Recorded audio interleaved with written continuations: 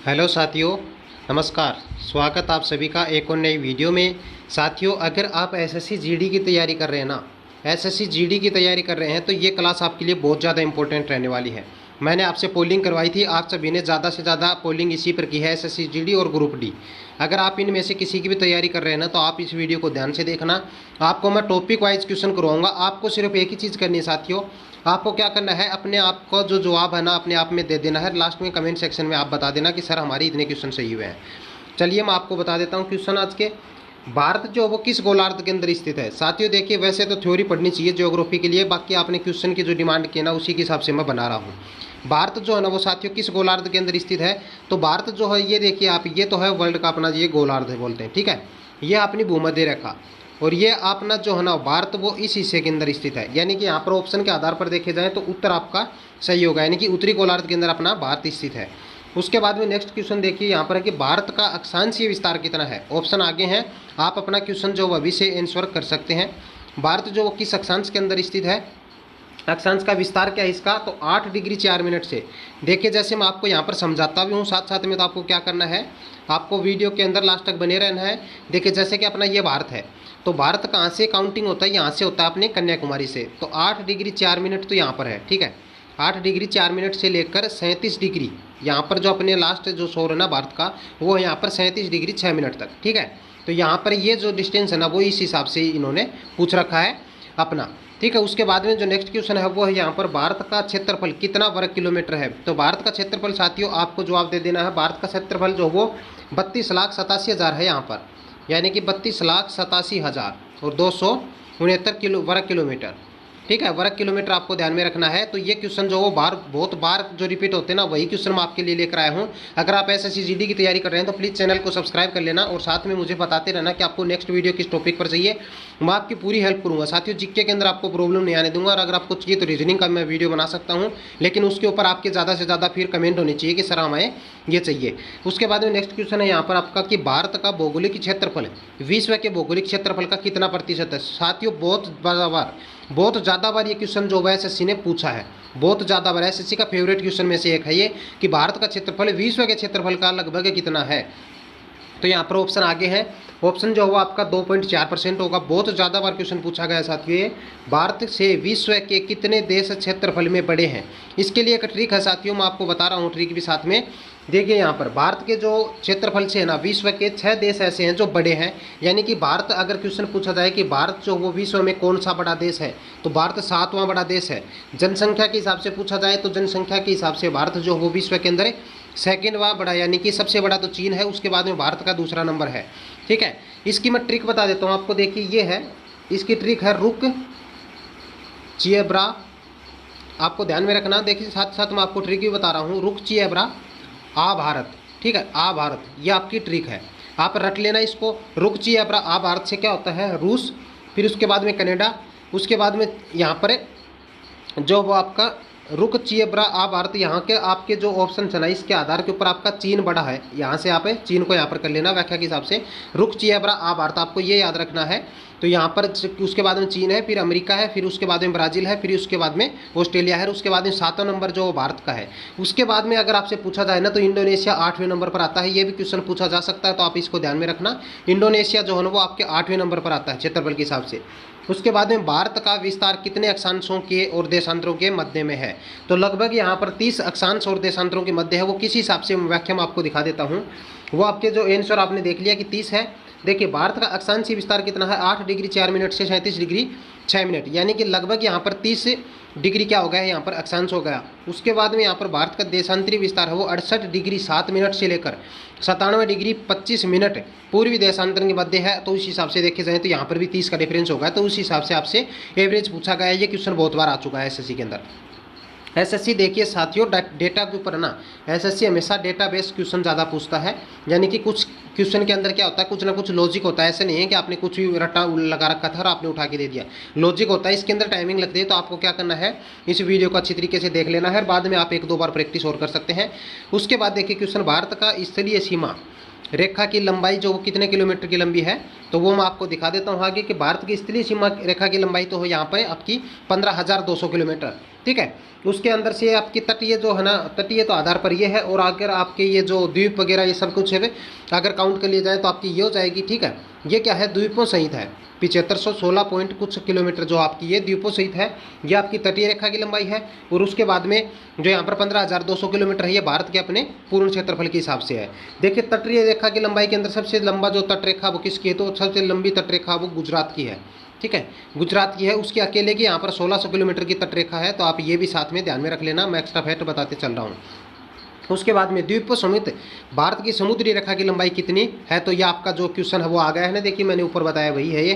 तो आपकी जो समुद्री रेखा की लंबाई जो वो द्वीपों सहित है यहाँ पर 7516.6 किलोमीटर। उसके बाद में जो भारत की मुख्य जो समुद्री रेखा ना, उस हिसाब से मैंने आपको बताया कि यहाँ पर ये 6100 किलोमीटर है तटीय रेखा की लंबाई। और द्वीपों सहित मैंने आपको यहाँ पर ये बता दिया था, द्वीपों सहित आपके जो वर्ग किलोमीटर के हिसाब से, 1 किलोमीटर के हिसाब से द्वीपों सहित भारत के कुल क्षेत्रफल की, यानी कि टोटल भारत का क्षेत्रफल यहाँ पर काउंट कर दिया सारा का सारा मिला के, तो आपका कितना हो जाएगा यहाँ पर 22,716.6 किलोमीटर। तो इनमें कन्फ्यूजन मत हो जाना, अच्छी तरीके से समझना, मैंने अलग अलग क्वेश्चन आपको बता दिए हैं कि साथ में डाल के। उसके बाद में विश्व का मानक समय इनमें से किस रेखा पर निर्धारित किया गया है, तो विश्व का जो मानक समय है ना वो देशांतरी रेखाओं पर निर्धारण होता है। देशांतरी रेखाएं कौन सी होती हैं, देखिए ऐसे खींची जाती है ना, ग्लोब के अंदर ऐसी रेखाएं जो होती है ना वो तो होती हैं अक्षांशीय रेखाएं, और जो ऐसे होती है ना वो होती हैं देशांतरी रेखाएं अपनी। ठीक है, जो सॉरी ऐसे तो होती है ना वो अपनी अक्षांशीय रेखाएं होती हैं, और जो ऐसे होती है ना वो देशांतरी रेखाएं होती हैं। मैंने उल्टा बोल दिया था, यहाँ पर आप ये कन्फ्यूजन दूर कर लेना। देखिए ऐसे होती है ना ग्लोब के अंदर, ऐसे ये होती हैं अपनी देशांतरी रेखाएं, यही होती हैं अपने समय निर्धारक रेखा। ठीक है, समय का निर्धारण करती हैं। और ऐसे जो होती है ना, ऐसे अक्षांशीय रेखाएं होती हैं, क्योंकि ए जो है ना वो ऐसे लिखा जाता है, तो इससे ध्यान में रख लेना कि आपके ये जो लाइन है ना इस हिसाब से रख लेना कि अक्षांशीय होती हैं, और जो देशांतरी होता है ना वो द ऐसे लिखा जाता है। तो आप ये सोच लेना कि ऊपर से जो नीचे आ रही है ना वो यहाँ पर ही देशांतरी रेखा है, तो ये कन्फ्यूजन आपका दूर हो गया होगा। उसके बाद में नेक्स्ट क्वेश्चन पर हम चलते हैं, वो यहाँ पर ये देखिए व्याख्या आप देख सकते हैं, समय निर्धारण जो वो देशांतरी रेखाएं होती हैं। मैकमोहन रेखा भारत और चीन के मध्य में 1914 के अंदर, ठीक है, निर्धारित की गई थी। इसे जो है वो सर हेनरी मैकमोहन ने जो अपना नाम दिया था, इसीलिए इसका नाम मैकमोहन रेखा है। देखिए यहाँ पर आपको तिब्बत दिख रहा है, आप सोच रहे होंगे कि तिब्बत है, तो तिब्बत है वो साथियों चीन के अंदर ही आता है। ठीक है, तो भारत और चीन के मध्य है ये रेखा।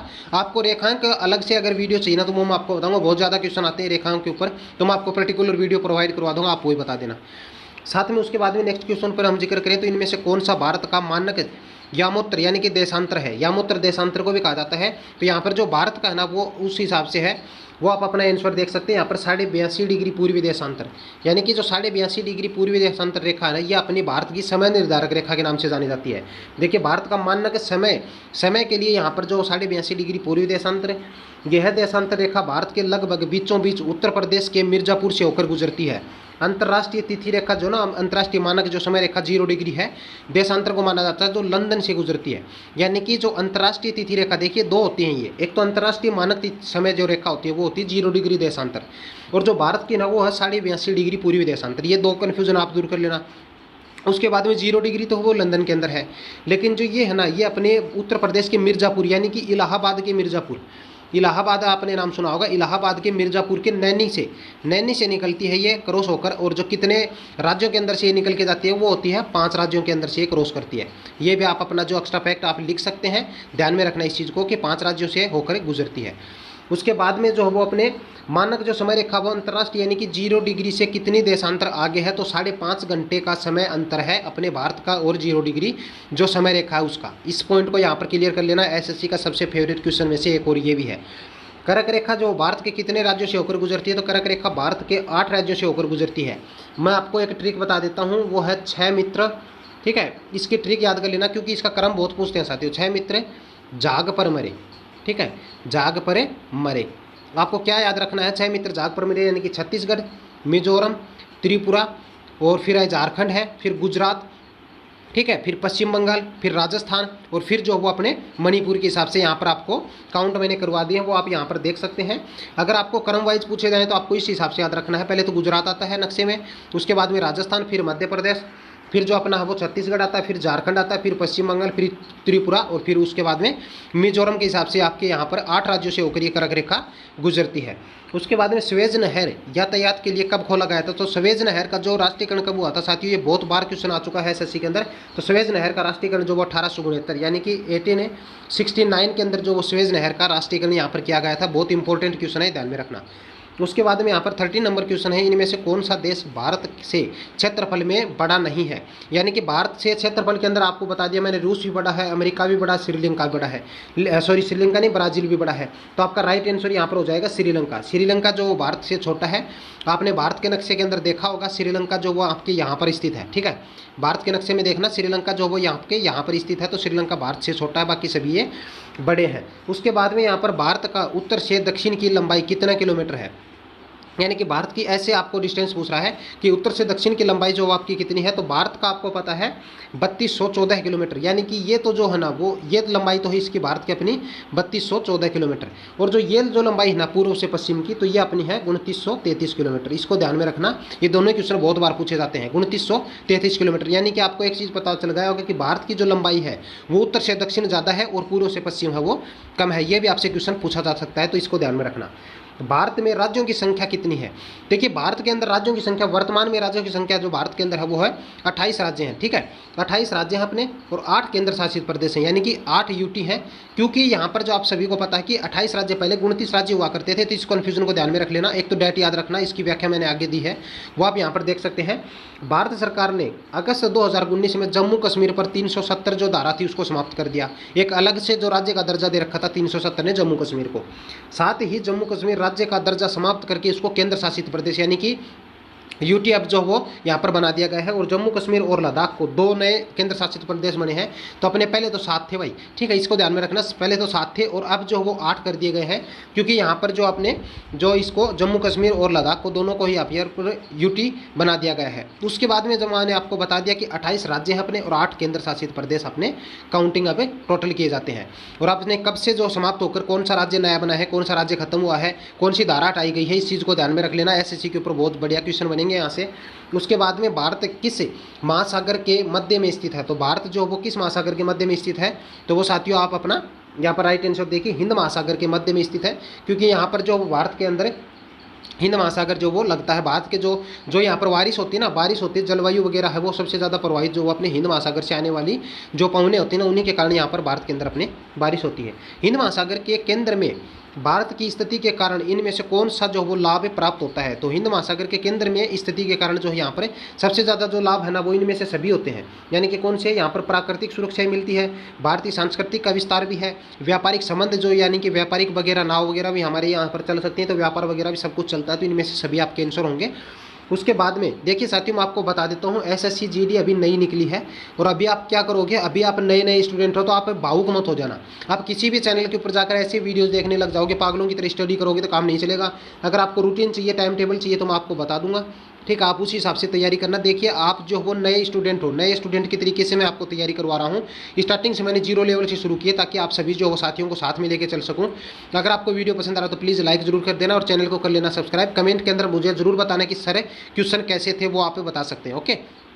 उसके बाद में देखिए क्षेत्रफल के आधार पर भारत का सबसे बड़े राज्य कौन सा है, तो सबसे बड़ा जो राज्य है अपना वो उत्तर प्रदेश है साथियों। और उसके सॉरी यहाँ पर जो जनसंख्या के हिसाब से पूछ रहे ना, तब तो आपका क्या हो जाएगा, जनसंख्या के हिसाब से मैं आपको बता देता हूँ। देखिए जनसंख्या के हिसाब से तो अपना उत्तर प्रदेश है, और जो राजस्थान है वो क्षेत्रफल के हिसाब से। देखिए 2 क्वेश्चन मैंने आपको एक साथ बताए हैं, जो क्षेत्रफल के हिसाब से जो वो अपने राजस्थान सबसे बड़ा राज्य है भारत का, और जो जनसंख्या के हिसाब से पूछा जाए तो आपका जनसंख्या के हिसाब से उत्तर प्रदेश जो वो सबसे बड़ा राज्य अपना है, ठीक है। उसके बाद में जो अगर आपको जनसंख्या क्षेत्रफल के हिसाब से दूसरा बड़ा राज्य पूछा जाए तो आपका मध्य प्रदेश होता है, और अगर तीसरा बड़ा राज्य पूछा जाए तो आपका महाराष्ट्र होगा। ये है क्षेत्रफल के हिसाब से, मैंने आपको बता दिया है, इस कन्फ्यूजन को यहीं पर दूर कर लेना।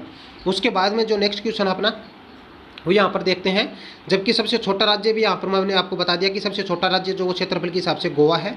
उसके बाद में इनमें से कौन सा भारत के पश्चिमी तट पर स्थित केंद्र शासित प्रदेश है। देखिए भारत के पश्चिमी तट कौन सा है, भारत ये जैसे कि नीचे का हिस्सा भारत का ये है, तो ये आपका पश्चिमी तट हो गया साथियों, और ये जो आपका पूर्वी तट हो गया। तो यहाँ पर जो इस साइड में जो भी आपकी यूटी है यानी कि केंद्र शासित प्रदेश है, वो देखिए यहाँ पर कौन से हैं। तो यहाँ पर मैंने आपको आगे बता रखा है, वो यहाँ पर जो दादर नागर हवेली है ना वो है, यानी कि दादर नागर हवेली है, ये कहाँ पर पड़ती है, ये आपके महाराष्ट्र के करीब पड़ती है, ठीक है, महाराष्ट्र के अंदर के। यहाँ पर आप देख सकते हैं, यहाँ पर आपके दादर नागर हवेली है। उसके बाद में कर्क रेखा इनमें से किस राज्य से नहीं गुजरती है, तो मैंने आपको बताया था ना ऊपर ट्रिक के हिसाब से बताया था। तो कर्क रेखा छत्तीसगढ़ से भी गुजरती है, त्रिपुरा से भी गुजरती है, राजस्थान से गुजरती है, लेकिन ओडिशा से नहीं गुजरती है, क्योंकि ओडिशा जो वो नक्शे के अंदर कर्क रेखा से नीचे आता है, ठीक है। मैंने आपको यहाँ पर ये आंसर आपके करवा दिए हैं। मैंने आपको पूरे 20 क्वेश्चन यहाँ पर करवाए हैं जो बहुत ज़्यादा मोस्ट है और जो बहुत बार एसएससी के अंदर और ग्रुप डी के अंदर पूछे जा चुके हैं। आप सभी को क्या करना है, प्लीज़ कमेंट सेक्शन के अंदर कमेंट करके ये जरूर बताना है कि आपको कैसे लगा ये वीडियो। अगर आपको कंटिन्यू ऐसी वीडियो चाहिए, ऐसे आपको क्विज चाहिए, तो आप कमेंट करके मुझे बता सकते हैं कि सर हमें ये वीडियो ज़्यादा से ज़्यादा चाहिए, तो मैं आपको डेली जो वो प्रोवाइड करवा दूंगा। अगर आपको किसी सब्जेक्ट पर चाहिए तो वही बता देना। आपको साइंस पर, हिस्ट्री पर, किसी पर भी वीडियो चाहिए तो मैं आपकी पूरी हेल्प करूँगा। मैं भी आपका ही साथी हूँ। आपको क्या करना है, चैनल को सब्सक्राइब कर लेना। आज के वीडियो में बस इतना ही, मिलते हैं नेक्स्ट वीडियो के अंदर। धन्यवाद।